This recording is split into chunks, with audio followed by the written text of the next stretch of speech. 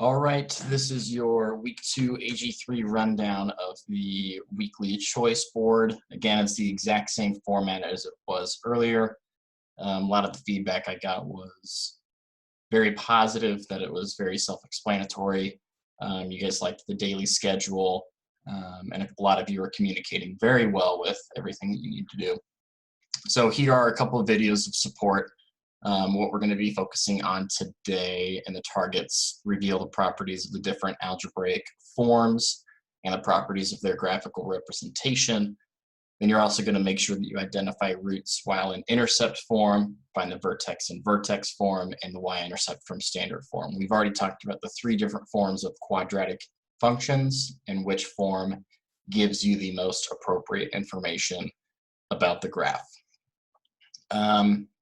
I did notice that some of you, while trying to log into my Zoom office hours, you were prompted with a password. I did figure out what the password is, so it is going to be right here. You just have to type that in. You'll still be placed in a waiting room, and then if there are enough people, then I will allow everyone to come in, and we'll kind of talk about the week's stuff and answer some questions that you have. So here's your choice board. Still the same 4-column headers. The objectives format is pretty much still the same. You're either looking up definitions, looking up some previous notes, or you're explaining what you remember about each of the targets. The activity, the worksheet setup is still the same. When you go to open it, the questions are going to be just a little bit different, but it's still, if you prefer to just go through the normal worksheet exercises for practice problems, you can still do that. There is an option for a poster, to create a poster, and there's a rubric on here describing the 3 different equation forms and what you can use to find each one. If you're able to keep everything organized and have it colored and make it look good, this could be one option for your choice board for the activity column. Then there's also one in Desmos. Desmos is an online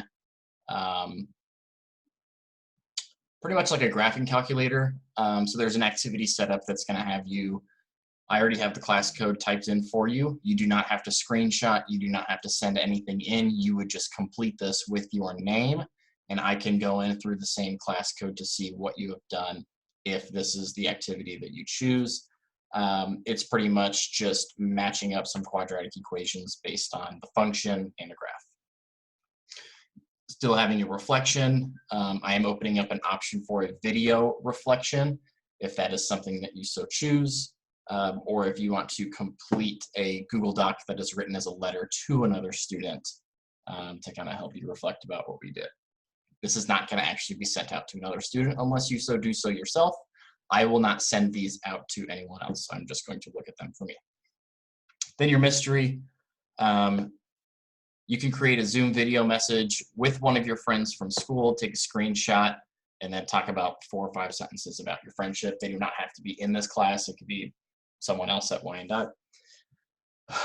In a couple sentences, with all this downtime, I am finding myself watching a little bit more TV shows and movies than normal since I'm not, at school or doing baseball practice. So convince me on which show or movie I should watch and why.